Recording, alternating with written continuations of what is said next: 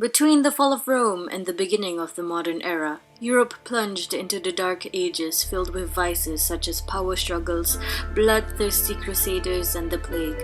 Despite this, the architectural and intellectual progression that came from this era is nothing short of miraculous. Let's take a look at Romanesque architecture, a reflection of the might and influence of the rebirth of the Holy Roman Empire. Feudalism governed society throughout medieval Europe. There were four levels of social rankings: the king, the nobilities, the knights, and the peasants. The peasants made up majority of the population, and they had to work extra hard as they did not own much land. The concept of land ownership influencing the exchange of money, food, or protection is also called manorialism. On the other hand, the church or tripartite system was classified based on lifestyle, starting at the bottom with the married, to the caste, whom were celibate until marriage. Then the dedicated celibates under the power of the Pope. In our obsession with original sin, we too often forget original innocence. The Crusades also started taking place, a holy war for the Pope to expand the Holy Roman Empire and to reclaim Jerusalem, a holy land for both Christians and Muslims. Let's get to know more about Romanesque, a style of architecture that prevailed in medieval Europe. Romanesque refers to in Roman manner as Roman construction techniques influenced this architectural movement. This style firstly emerged during the Carolingian dynasty and rapidly spread across Europe, with Charlemagne, the father of Europe's Aachen Cathedral, becoming a landmark of early Romanesque architecture.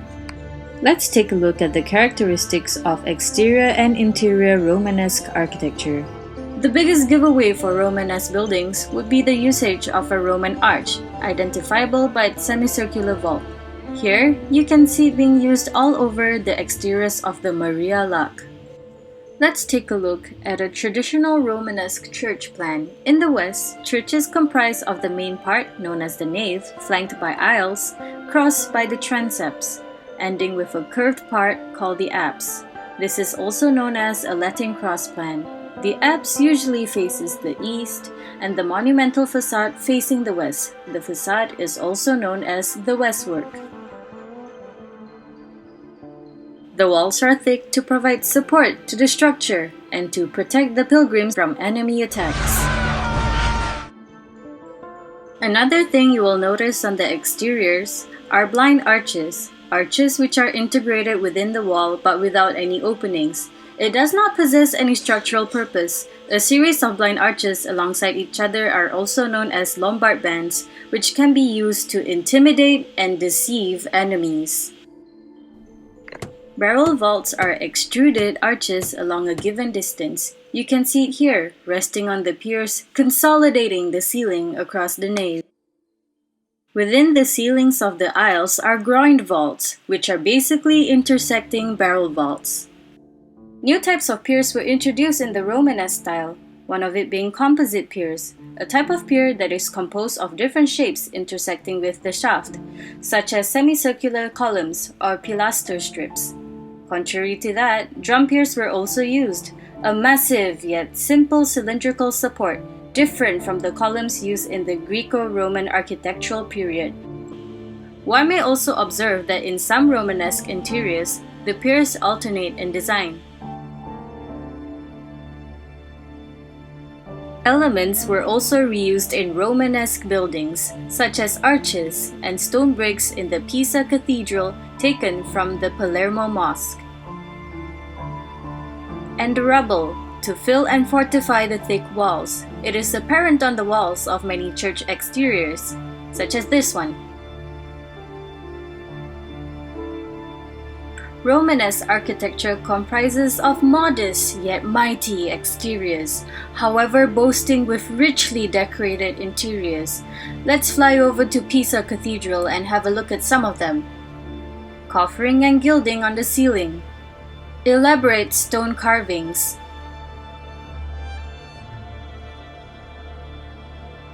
bas relief,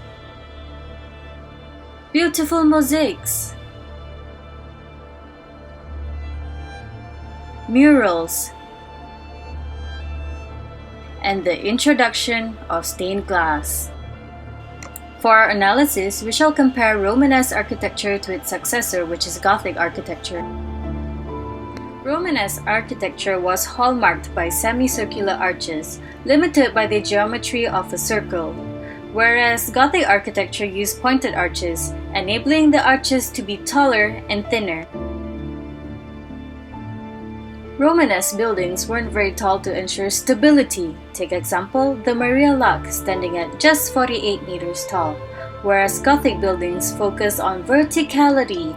For example, the Cologne Cathedral standing over a whopping height of 120 meters.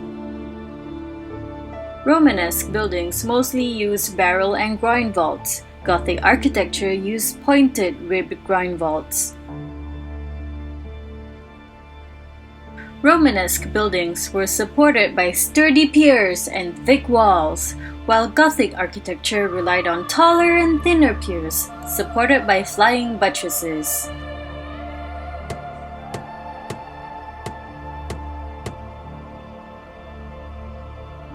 Romanesque buildings could only accommodate small openings due to the thick walls. Gothic buildings had large stained glass windows flanking the walls. The interior of Romanesque structures were richly decorated with stone sculptures, mosaics, frescoes, and more. However, Gothic interiors were characterized with tall, elongated sculptures, openings were covered with colorful stained glass windows, and gargoyles and chimeras were introduced. Romanesque buildings were inspired by Roman construction techniques which reflected might, stability, and strength. But Gothic structures reflected the uplifting of the believers through heavenly light and were also built on impulse and tendencies. Lastly, the ambiance of Romanesque interiors were heavy, dark, and gory, and Gothic interiors evoked brightness and airiness, uplifting the pilgrims. We have come to the end of our video. Let's sum things up. During this period, there were two governing systems, the feudal system and the tripartite system. Also, Romanesque architecture is characterized by semicircular arches, Lombard bands, barrel and groin vaults, piers and columns, thick walls, small openings, westwork, richly decorated interiors, and overall dark and gory ambiance. This movement is all about solidity, strength, and fortification. We hope you enjoyed and learned a lot from this video. Thank you and good luck.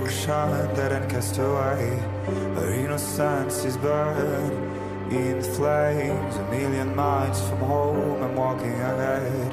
I'm frozen to the bone.